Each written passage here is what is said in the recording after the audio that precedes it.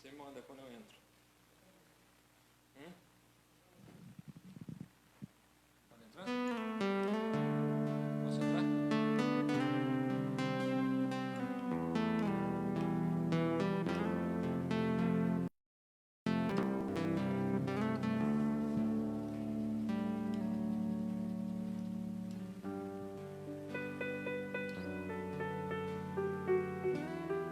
Acho que tá bom, já foram 2 minutos de atraso. Ontem, pô, essa música toda é longa, cara.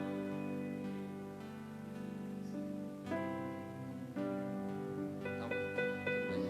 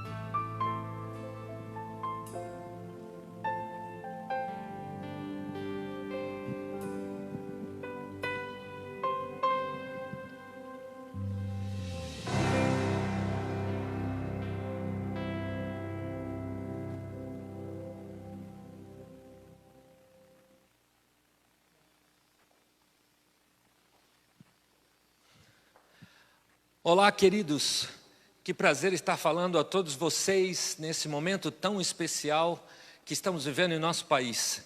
Eu quero mandar uma grande saudação, em primeiro lugar, aos meus queridos irmãos da igreja de Campo Limpo Paulista, minhas ovelhas queridas de todo o meu distrito.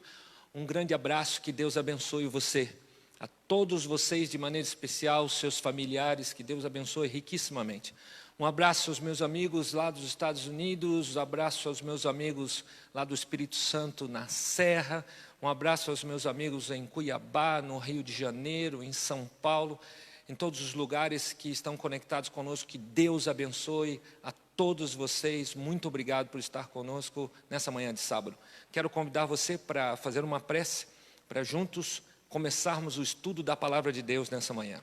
Santo e bom Deus que está no céu, muitíssimamente obrigado por estarmos aqui e podermos abrir a Tua Palavra para levarmos às pessoas que nos ouvem. Eu te imploro, ó bom Deus, que o Teu santo e bom Espírito faça uma obra espetacular no coração das pessoas por causa da Tua Palavra, que ela chegue viva ao coração das pessoas e que muitas pessoas tomem decisões espetaculares nesse momento. Eu te imploro em nome de Jesus Cristo. Amém. Queridos, há um grupo muito especial que está conosco também. É o grupo dos amigos que estão na nossa classe bíblica todos os domingos. Logicamente que nós estamos parados com esse projeto aos domingos na igreja, porque não podemos abrir a igreja. Mas muito bom ter você conectado a nós aqui na igreja, você que está estudando a Bíblia com a gente, muito obrigado por você estar conosco. Bom, nessa manhã eu quero convidar a todos vocês a abrirem a Bíblia em 1 Reis, capítulo 17, de versos de 1 até o 7. Por favor, abra a sua Bíblia, se você tem a sua Bíblia aí junto com você, ou o seu aparelho de celular, qualquer coisa que tenha a sua Bíblia. Vamos ler. Diz assim: Então Elias, o tisbita dos moradores de Gileade, disse a Acabe: Vive o Senhor, Deus de Israel, perante cuja face estou, que nestes anos nem orvalho nem chuva haverá, senão segundo a minha palavra. Depois veio a ele a palavra de Deus, dizendo o seguinte: Vai-te daqui, vira-te para o oriente e esconde-te junto ao ribeiro de Querite, que está diante do Jordão. E há de ser que beberás do ribeiro, e eu tenho ordenado aos corvos que ali te sustentem. Foi, pois, e fez conforme a palavra do Senhor, porque foi e habitou junto ao ribeiro de Querite, que está diante do Jordão. E os corvos lhe traziam pão e carne pela manhã, como também pão e carne à noite, e bebia do ribeiro. E sucedeu que, passados dias, o ribeiro secou, porque não tinha havido chuva na terra. Que tal se nós falássemos agora sobre as coisas que estão acontecendo pela crise? O que você acha? Seria legal a gente dar aqui algumas estatísticas de como estão as coisas com o coronavírus em todo o mundo, estatísticas do Brasil, de São Paulo, de vários lugares, vários países. Será que você não tem ouvido isso? Todos os dias na mídia, a cada minuto, a cada segundo, você tem recebido mensagens no seu celular, assim, a toque de caixa, a cada instante, com vídeos mirabolantes de pessoas falando coisas incríveis, trazendo uma cura, não cura. Falar que o mundo está numa crise social, emocional, financeira, de relacionamentos, de saúde, de quase tudo, é uma grande redundância. Mas me deixa só dizer uma pequena coisa para você sobre a crise. Você sabe o que quer dizer crise? Eu fui dar uma olhadinha no dicionário e crise, pelo dicionário, é o seguinte: é um momento perigoso ou difícil, é um período de possível desordem, que pode ser explicada também como uma situação de nível psicológico, financeiro, social, desordenado, que pode afetar uma pessoa ou um grupo pequeno ou grande de pessoas, onde as pessoas precisam fazer um esforço suplementar para estabelecer a parte emocional. É isso que diz o dicionário. Tudo isso é chamado de crise. Resumindo, quando nós olhamos para a crise, a única coisa que nós conseguimos enxergar é desgraça, tristeza, dor, caos, perda e até mesmo morte. Mas será que a crise é só isso? Será que nós fomos largados a ermos nesse mundo, para sofrermos as devidas crises, as piores, maiores, as difíceis, grandes, pequenas, que o mundo vem enfrentando desde os tempos da entrada do pecado até hoje? Será que Deus nos abandonou na crise e permitiu que nós vivêssemos essa crise com o coronavírus para passarmos tantos problemas e tantas desgraças? Será realmente que Deus está dormindo, que abandonou todos os seus filhos a permitir que nós entrássemos em colapsos em todas as áreas de nossa vida? Na verdade, nós precisamos enxergar a crise de maneira diferente, como a maioria das pessoas enxerga a crise. Em primeiro lugar, na verdade, nós precisamos entender que a crise é uma grande bifurcação na nossa vida. Ela não é só o que parece ser. Se nós olharmos com os olhos comuns em que todas as pessoas costumam olhar, a crise é desgraça, moléstia, tristeza, dor, solidão, reclusão e parece que só vamos afundando, não vemos um fim. Na verdade, a crise é uma grande bifurcação em nossa vida. Estamos indo por um caminho e encontramos uma bifurcação. Podemos seguir o caminho da esquerda ou seguir o caminho da direita. Precisamos entender o que é o da esquerda e o que é o da direita. Nós podemos escolher qualquer caminho em nossa frente, a escolha é nossa. Passar pela crise é algo inevitável, todos nós temos de passar, não só nessa, mas todas as outras crises que sofremos na vida e que ainda iremos sofrer, crises emocionais, de saúde, familiares, financeiras. Essa que estamos vivendo, ela é uma crise global, mas existem as crises individuais que nós passamos a cada semana, a cada dia em nossa vida. O grande problema da crise não é o tempo que ela vai durar e os efeitos que vai trazer para a humanidade e para nós individualmente, ou se é uma questão econômica ou uma questão social.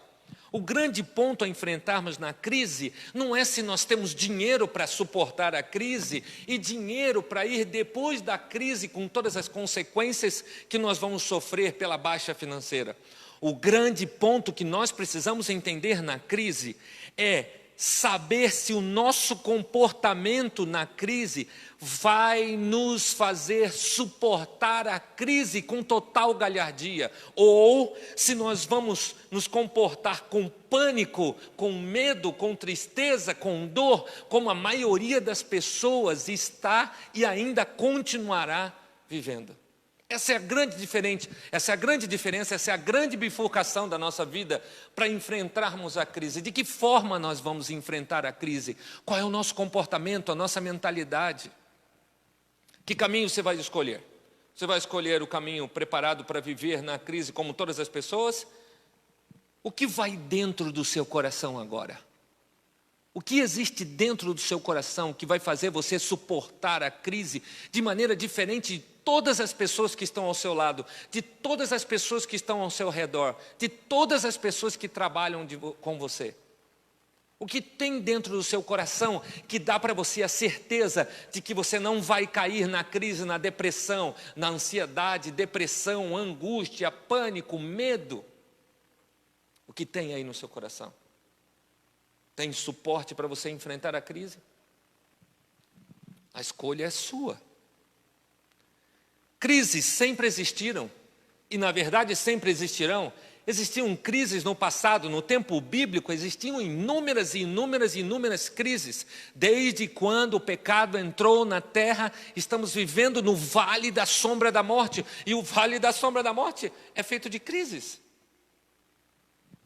Eu vou lhes mostrar um exemplo muito prático, muito seguro para nós nesses dias de crise, através do exemplo de um personagem bíblico que nos mostra que nós podemos escolher caminho diferente a que a crise quer nos levar. Tudo estava muito bem no reinado de Salomão, as coisas estavam tranquilas, muita coisa boa acontecia no reinado de Salomão, principalmente a paz. Eles estavam seguros, estavam tranquilos, todas as coisas andavam bem, tinha fartura, riqueza, até que em 931 a.C., Salomão morre. Logo após a sua morte, como tradição de todos os tempos, o próximo rei seria seu filho, Roboão. E aí começam a acontecer algumas coisas fora do controle. A paz que existia parece que foi rachada, partiu ao meio. Todo o povo procurou o novo rei para tentar fazer alguns acordos para melhorar a vida de cada um deles. E eles foram até o rei Roboão e pediram ajuda. Senhor, por favor, nos ajuda. Nós sofremos muito com a opressão do seu pai, nos fazendo muita dureza na vida. Por favor, ajuda-nos. Nos dê uma nova chance, nos liberte de algumas coisas, nos dê um pouco mais de paz e tranquilidade. Então o rei, se valendo dos seus conselheiros anciãos, foi até eles e falou: o que eu devo fazer? O povo veio até mim, estão um pouco revoltados, estão pedindo ajuda, o que eu devo fazer? E os conselheiros anciãos disseram para ele: olha, alivia um pouco para o povo, alivia um pouco para eles já sofreram muito, alivie suas cargas, eles poderão ser mais obedientes, eles poderão ser mais trabalhadores, se as cargas forem aliviadas. Mas o rei parece que não se deu muito por satisfeito e foi consultar um outro grupo, um grupo de conselheiros que não era muito conselheiro, porque eram amigos que cresceram com ele. Então ele foi até os jovens, como diz a Bíblia, que está no relato aí de todo o livro de Reis, e o rei foi consultar os seus amigos jovens, e esses amigos jovens disseram: olha, não aliviem nada, endureça para eles, engrosse o trabalho, dificulte tudo, coloque sua mão pesada. Se você não fizer isso, eles vão fazer uma revolução contra você e você vai perder o seu reino. Joga duro com eles, dê mais chicote, mais trabalho, mais horas de trabalho, faça tudo o que você puder para dificultar. Infelizmente, o rei aceitou o conselho dos seus jovens amigos e eles então passaram a conduzir as coisas com conselhos para o rei. E o rei então endureceu fortemente o que ele pôde para todos aqueles que eram do povo que precisavam de ajuda.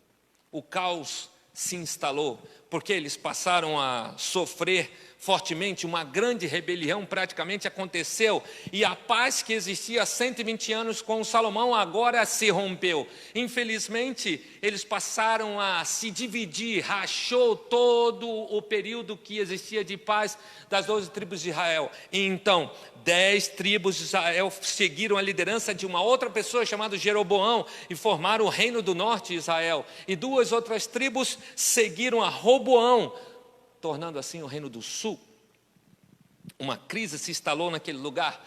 Depois dele vieram 19 reis que fizeram altos e baixos com o povo. Infelizmente, o que mais se vê na Bíblia são assassinatos, traições, corrupção em alto grau, declínio moral, suicídio, mentiras, políticas sujas, opressão ao povo, idolatrias pagãs.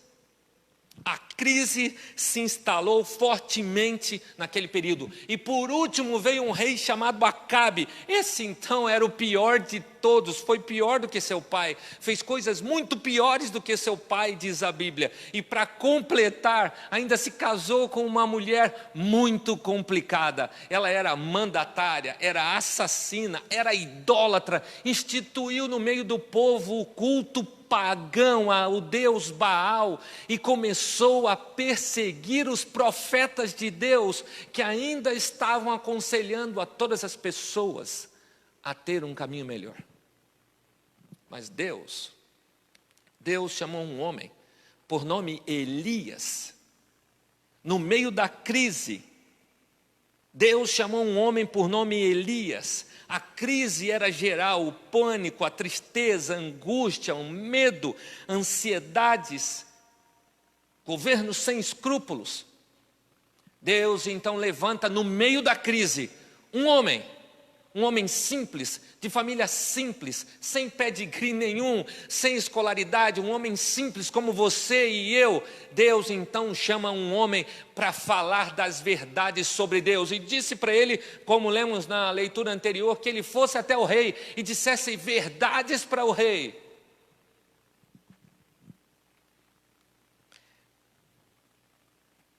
Deus queria que o seu nome fosse exaltado no meio da crise em que passavam naquela época. E Deus quer que o seu nome seja exaltado no meio da crise que estamos vivendo em nossa época.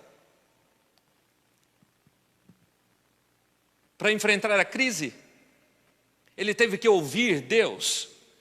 Por que será que Deus levantou um homem simples? Por que não levantou um catedrático, um cientista da época, como os nossos cientistas de hoje? Por que não levantou médicos, entre outras pessoas importantes?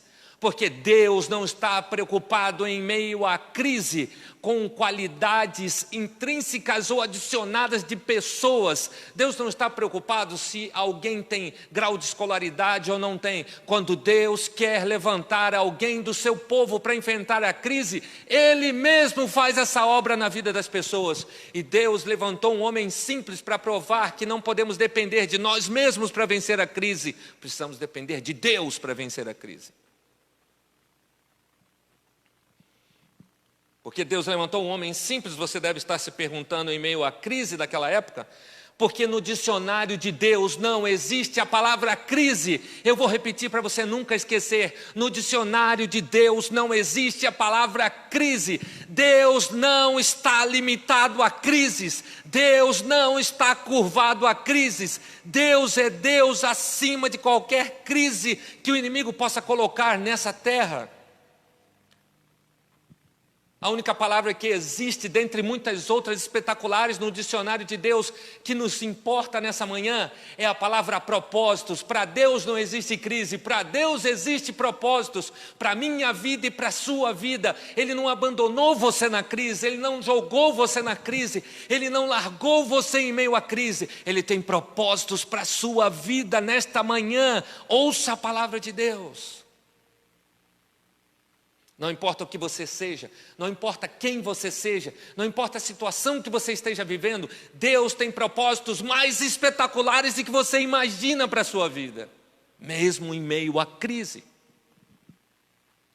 As cidades podem estar em crise, o país pode estar em crise, o mundo pode estar em crise, mas os filhos de Deus nunca vão estar em crise, mesmo passando por ela, porque quem está com Deus nunca vai ser assolado pela crise. Só aqueles que estão com Deus conseguem entender que Deus tem planos maravilhosos a despeito da crise na sua vida. Deus pode permitir que você e eu passemos pela crise, mas Ele quer que você e eu passemos pela crise de cabeça erguida, olhando para Cristo e segurando em sua mão todos os dias. Daniel estava em uma crise terrível na cova dos leões. E onde Deus estava? Estava com ele para fechar a boca dos leões. Os amigos de Daniel estavam em uma crise terrível entre entrar ou não numa fornalha para serem queimados. Entraram, e onde estava Deus? Lá dentro com eles, através de Cristo, impedindo que eles fossem queimados. José estava numa crise familiar terrível.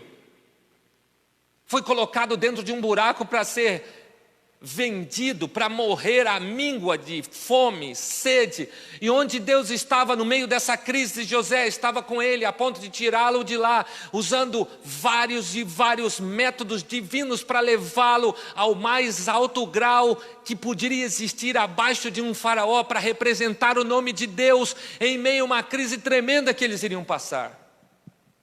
Deus pode permitir você passar numa crise como estamos vivendo agora, mas Deus está com você no meio da crise para fazer você suportar a crise. Se você está na crise, mas só tem olhos para enxergar a crise, você nunca vai enxergar Deus com você. Mas se você está na crise e tem olhos para enxergar a crise, como Daniel, como José, como os amigos de Daniel, Deus estará com você para livrá-lo de todos os problemas da crise. Deus disse para Elias: levante, confie em mim, e agora eu quero que você fale para eles quem eu sou, para que eles entendam que eu sou o Senhor de todas as coisas. Depois disso, eu quero que você vá para o deserto, e você vai ficar no deserto para aprender de mim. Elias não podia entender muito bem naquele momento. Eles já estavam vivendo uma crise terrível, tremenda, sofrendo horrores, e agora Deus diz para eles, como está no livro de Reis: eu quero que você vá para o deserto, você vai ficar num lugar sozinho, separado, onde eu vou dar para você um pouco de água para você beber no ribeiro, e todos os dias, de manhã e à noite, eu vou dar o que você precisa para comer. Elias foi para o deserto, não para sofrer. Elias foi para o deserto, não para reclusão social. Elias foi para o deserto, não porque ele estava com medo de Jezabel, que estava tentando matar todos os profetas do Senhor. Elias foi para o deserto para ficar exatamente recluso de tudo e de todos, para se tornar mais íntimo de Deus e aprender a depender de Deus todos os dias na sua vida. Se você quiser enxergar o Deus que está na sua reclusão, dentro da sua casa, você vai encontrá-lo, vai ouvi-lo, vai se abraçar a Ele, vai aprender dele, vai depender dele para viver. Você não está recluso só por causa de um vírus. Você está recluso porque Deus também permitiu que assim fosse, para você conhecê-lo muito mais. Se você não o conhece ainda, para você conhecê-lo definitivamente. E se você anda um pouco longe de Deus, essa é a hora de voltar-se para Ele e ver o quanto Ele te ama e o quanto Ele quer que você o conheça. Entenda uma coisa. Você não aprende muito de Deus nas festas. Você não aprende muito de Deus nos oásis. Você não aprende muito de Deus nas bonanças. Você não aprende muito de Deus nas totais tranquilidades da sua vida. Mas você realmente aprende muito de Deus quando você está no deserto da sua vida vivendo as crises. É lá que você se apega com Deus. Deus não permite que você vá para uma crise sem propósitos. Deus tem propósitos para a sua vida e para a minha vida. Talvez os da sua vida sejam diferentes da minha vida, mas Deus quer fazer e vai fazer você sair dessa crise muito melhor do que entrou. Basta você se tornar íntimo de Deus como o próprio Elias. O deserto não mostra quem é forte ou quem é fraco. O deserto mostra quem pode ou não pode depender de Deus para viver, quem quer ou não quer depender de Deus para viver, quem experimenta ou não experimenta depender de Deus para viver. Elias foi levantado diante da crise para enfrentar coisas espetaculares nos capítulos seguintes, que podemos falar em um outro momento, porque Deus queria preparar Elias para esses momentos difíceis. Por isso Deus permitiu que ele fosse para o deserto, para se tornar íntimo de Deus, para depender de Deus, para ouvir a voz de Deus e andar da forma como Deus queria.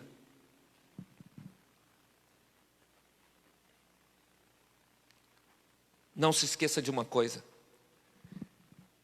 Elias foi levantado diante da crise, em meio a uma crise tremenda daquele governo, porque ele se curvou primeiro ao Senhor do universo no deserto e aprendeu a depender de Deus para viver. Aprenda isso. Todos os homens, em qualquer tipo de crise na história bíblica, que se curvaram diante do Senhor do universo primeiro, nunca se curvaram diante da crise dos governos desse mundo. E se você se curvar primeiro, nesse momento de reclusão, ao Senhor do universo, o Senhor do universo não vai deixar você curvar-se perante a crise.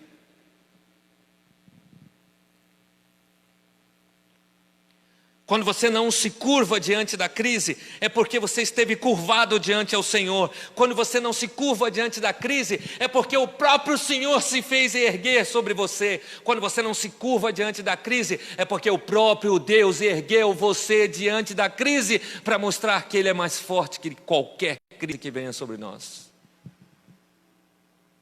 Pode acreditar numa coisa: o seu Redentor e o meu Redentor vive e sabe o que está fazendo conosco. Não tenha medo. Sabe por que Elias foi vitorioso diante do rei Acabe? Porque ele foi vitorioso na sua intimidade com Deus. Quando o nosso coração é quebrado, quando o nosso orgulho é quebrado, quando as nossas vontades particulares são deixadas de lado, para nos curvarmos diante de Deus e nos tornarmos íntimos dEle, nós nos tornamos fortes pelo poder de Deus através da oração. A maior arma que você tem nessa crise não é o seu dinheiro guardado no banco, não são os seus bens, não são suas reservas, não é a sua saúde. A maior arma que você tem para suportar e passar por essa crise são os seus joelhos, que vão fazer você se tornar íntimo de Deus. E quem é íntimo de Deus passa por todas as crises ileso, porque o Senhor sabe o que faz de nós.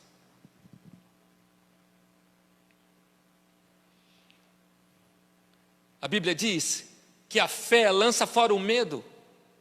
Se a fé lança fora o medo, ela lança fora as incertezas, a fé lança fora as angústias, a fé lança fora as preocupações, a fé lança fora dúvidas quanto ao futuro, a fé lança fora as angústias que você pode estar vivendo de perder um emprego na crise. A fé lança fora as angústias que você tem de não conseguir pagar as coisas que tem que pagar. A fé lança fora a angústia dos problemas que você pode passar depois da crise. A fé enche o seu coração de certezas de que Deus está no controle da sua vida e sabe muito bem o que fazer dela.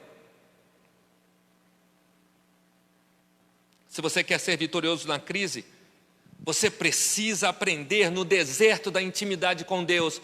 E não há deserto melhor do que este momento em que estamos vivendo reclusos. Não para ficarmos de cara com a Netflix, não para ficarmos de cara com a TV, não para ficarmos de cara com os filmes, mas para ficarmos de cara com a face do Senhor Jesus Cristo pela fé, para nos tornarmos mais íntimos dele e aprendermos os episódios mais lindos da Bíblia, como Deus livrou os seus filhos em meio a todas as crises do mundo. E é assim que ele vai fazer com você, e é assim que ele vai fazer comigo.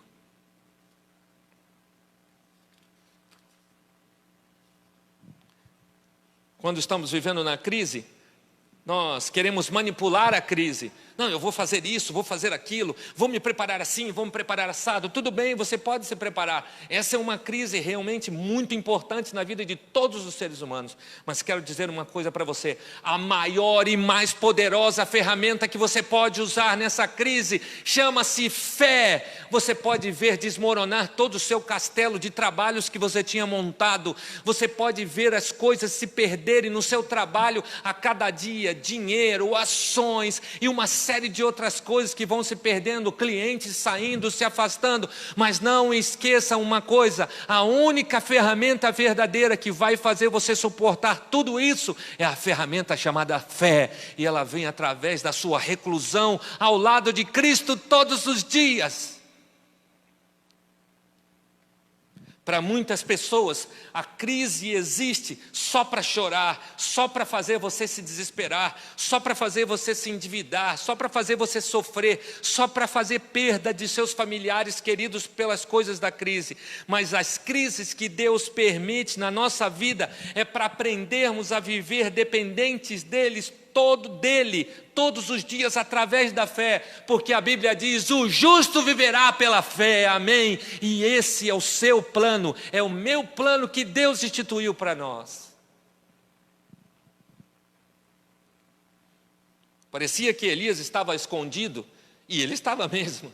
Parecia que Elias estava derrotado, mas não estava derrotado. Deus não deu a Elias a derrota. Deus deu a Elias a vitória na reclusão no deserto, para que ele pudesse conhecer um Deus verdadeiro na sua vida e saber que ele estava no controle e iria acabar com a crise que passava no governo. Parecia que Elias estava morto, porque ele estava recluso no deserto. Sabe de uma coisa? Parece muitas vezes que nós estamos mortos, que nós estamos reclusos num deserto, dentro de nossas casas, com angústias,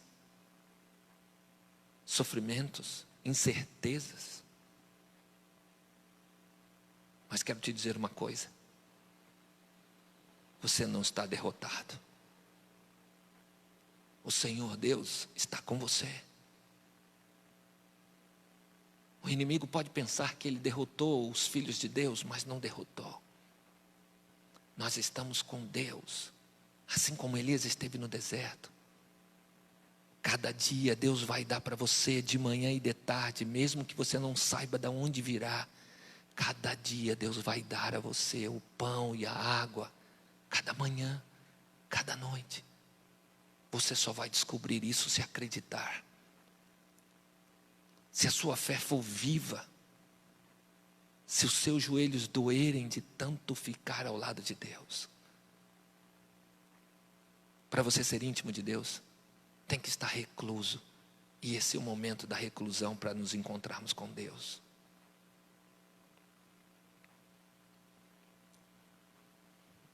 Você está morto por causa do isolamento da crise? Ou você está vivo para a intimidade com Deus?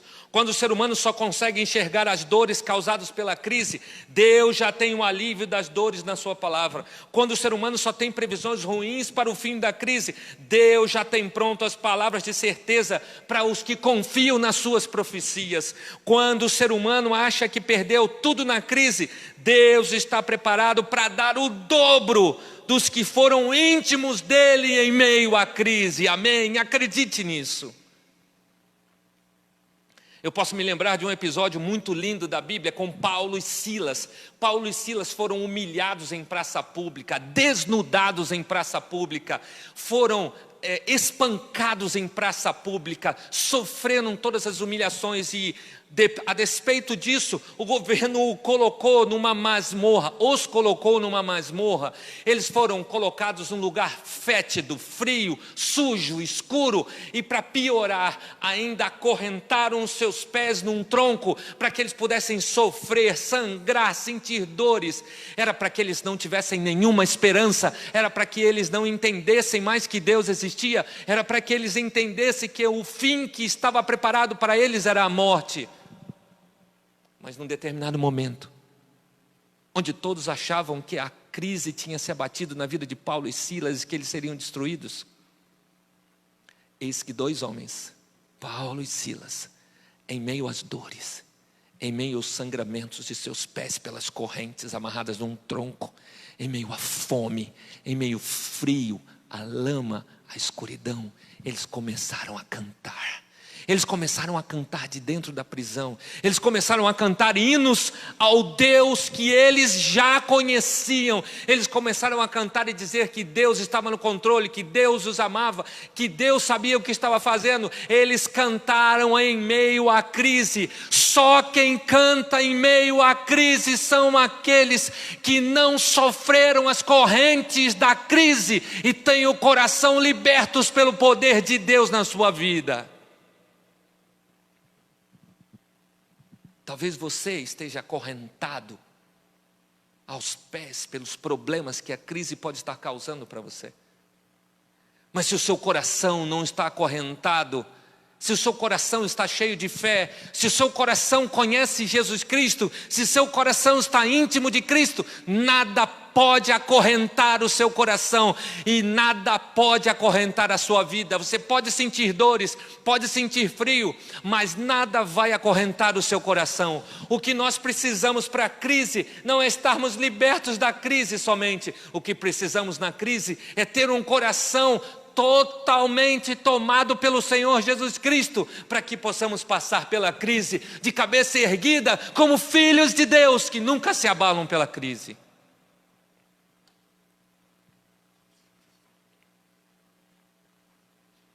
Qual é a sua escolha hoje? Qual é a sua escolha hoje, meu querido amigo que estuda a Bíblia todos os domingos aqui conosco na igreja? Qual é a sua escolha hoje, meu querido amigo que estuda a Bíblia através de estudos bíblicos conosco? Qual é a sua escolha hoje, meu irmão da minha igreja querida que eu amo? Qual é a sua escolha hoje, meu querido que está nos Estados Unidos agora ouvindo, em Cuiabá, no Espírito Santo, no Rio de Janeiro, em São Paulo, lá em Guadalupe, no Rio de Janeiro? Quantas pessoas estão assistindo? Qual é a sua escolha hoje? Você vai abaixar a cabeça e seguir o rumo da crise, ou você vai tomar o caminho daqueles que acreditam, daqueles que se tornam íntimos de Cristo e que nunca vão ser abalados pela crise? Se para Deus não existe crise, se você está com Deus, você vai passar na crise sem ser tocado por ela. Você vai entrar na fornalha como entraram os amigos de Daniel e saíram ilesos. Você está na crise e vai sair ileso, porque o próprio Cristo está na crise com você.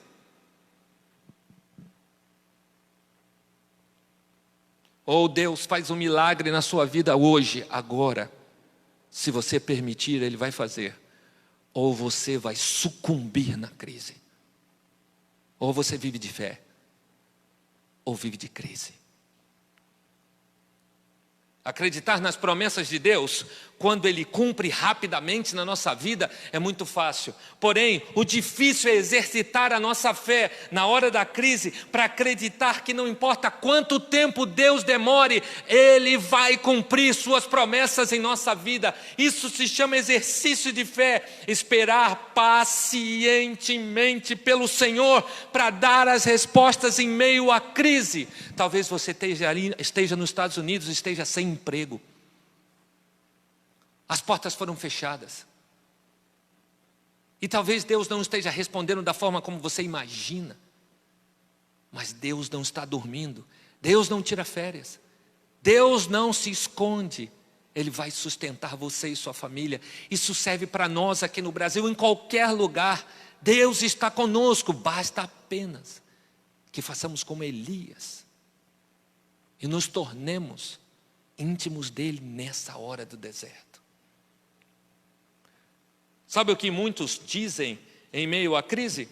Muitos dizem o seguinte: por que Deus permitiu que esse vírus se alojasse em nossa vida? Eu já ouvi pessoas dizendo isso na internet. Por que Deus permitiu que o mundo passasse essa situação? Eu sou um fiel filho de Deus, eu sigo a vontade de Deus, eu faço a vontade de Deus, eu devolvo todas as coisas que pertencem a Deus, eu sigo a Deus, eu vou à igreja. Por que Deus permitiu isso para nós? Infelizmente, por causa das nossas paixões imediatistas, nós não conseguimos enxergar que Deus está no controle de todas as coisas em nossa vida. Mas se só uma vez você entender que Deus tem propósitos para a sua vida, muito breve Ele vai mostrar esses propósitos e você vai poder fazer como Paulo e Silas, louvar a Deus porque Ele esteve com você na crise e fez você passar por ela de cabeça erguida. Nunca se esqueça de uma coisa: quando você honra a Deus na hora da crise, Deus honra você em todos os momentos na sua vida. Eu vou repetir: quando você honra a Deus na hora da crise, Deus honra você em todos os momentos da sua vida. Quanto mais Deus demora a responder, mais Ele te dá a chance de se tornar íntimo dEle. Não importa quanto tempo a crise durar. O que vai importar para você é que você vai se tornar mais íntimo de Deus, se quiser.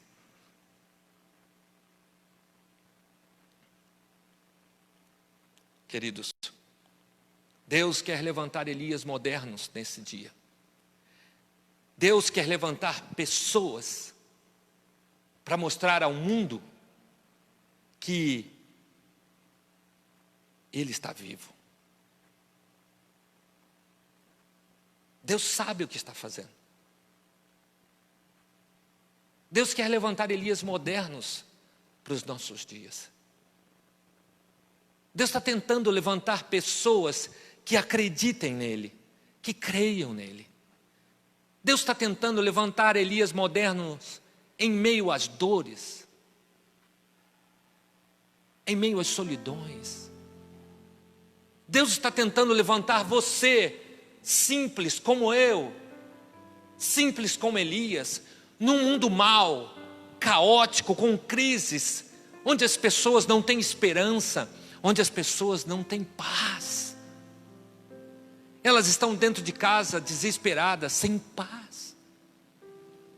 Deus está tentando levantar você e eu para mostrarmos ao mundo que nós temos um Deus vivo, que não está dormindo, que não morreu. Quem é você nessa manhã? Não importa quem você seja, talvez você esteja conectado conosco pela primeira vez, mas Deus quer você. Deus quer encher o seu coração de fé, de esperança, de paz. Por que você não se torna mais íntimo de Deus nessa clausura que está vivendo? Desliga a televisão. Desliga a internet com notícias falsas, terríveis, de coisas ruins. Aproveite para ler a Bíblia de cabo a rabo. Aproveite para conhecer as histórias espetaculares da Bíblia, de um Deus que nunca abandonou os seus filhos e não vai abandonar agora. Por que você não se torna íntimo de Deus? Deixe a sua fé aumentar como foi a de Elias. quero te dizer uma última coisa. Sabe o que aconteceu com Elias? Você que está aqui hoje pela primeira vez conosco, talvez você esteja pensando, pastor, o que aconteceu com Elias? Qual foi o desfecho? Ele foi abandonado, ele foi morto por Jezabel, ele foi morto pelos perseguidores dos profetas. Ei, Elias subiu numa carruagem de fogo, está no céu, porque ele passou no deserto. O deserto foi a sua maior escola, foi sua faculdade. Ele aprendeu a conhecer Deus, ele aprendeu a conhecer um Deus vivo, ele aprendeu a conhecer um Deus apaixonado por ele, ele aprendeu a conhecer um Deus que não dorme, a um Deus que supre todas as nossas necessidades, o mesmo Deus que está com você, o Deus que deu para ele água no ribeiro e que deu para ele pão e carne todas as manhãs e todas as noites. Ele vai dar para você. O teu pão e a tua água serão fartos e certos, diz a palavra de Deus. O que você vai escolher nessa manhã? Seguir o curso desse mundo, desesperado, achando que o mundo vai quebrar totalmente? Será que essa hora de descermos? Será que essa é a hora de sucumbirmos na crise? Ou essa é a hora que Deus está nos dando para nos levantarmos pela própria mão de Deus, sermos erguidos pela mão de Deus? É a hora de erguer a sua casa, é a hora de sorrir de novo dentro da sua casa agora. Não importa qual seja o cenário, a crise pintou para você. É a hora de pintar um novo cenário com os pincéis da mão de Deus, do perdão, da misericórdia, da graça, da certeza que as profecias vão se cumprir, que as promessas estão se cumprindo na sua vida. É hora de erguer a sua casa pelo poder de Deus. Quanto mais tempo você e a sua casa ficarem de joelhos, mais fortes vocês passarão pela crise. Acredite, Deus está acima da crise. E se você está com Deus, você está acima da crise também. Aceite esse Deus, confie nele, experimente, e tudo mais Ele fará na sua vida. Curve a sua cabeça, vamos orar. Ó Deus de amor e de misericórdias, talvez nessa manhã, do outro lado do vídeo, tenham algumas pessoas que nunca ouviram a Tua palavra, mas ouviram nessa manhã a Tua palavra viva da Tua Bíblia. Deus, dá conforto a essas pessoas, dá certeza para essas pessoas que elas não estão sozinhas, que essa crise não pode abalar o Senhor e nem pode abalar os seus filhos. Nós temos sofrimentos, como Paulo e Silas tiveram. Nós vamos sentir dores e vamos sangrar como Paulo e Silas sangraram e sofreram. Mas tudo nós vamos passar com o Senhor do nosso lado. Pai, dê a certeza para os que estão inseguros nessa manhã, que nada vai acontecer de pior, porque o Senhor está no controle da vida deles. Se há alguma angústia dentro da casa de algum irmão da minha igreja querida, de alguma pessoa que esteja assistindo agora pela internet, liberte essas pessoas da angústia. Mostre na Tua palavra as Tuas promessas espetaculares que nós podemos confiar, porque o Senhor nunca falhou. Dê ao coração mais angustiado, aqueles que estão distantes do Senhor, que estão preocupados com todas as ações que estão caindo, com os clientes que estão saindo, aqueles que estão ligando na empresa dizendo que não podem continuar, aqueles que estão tendo reduções salariais, que estão perdendo coisas no seu salário.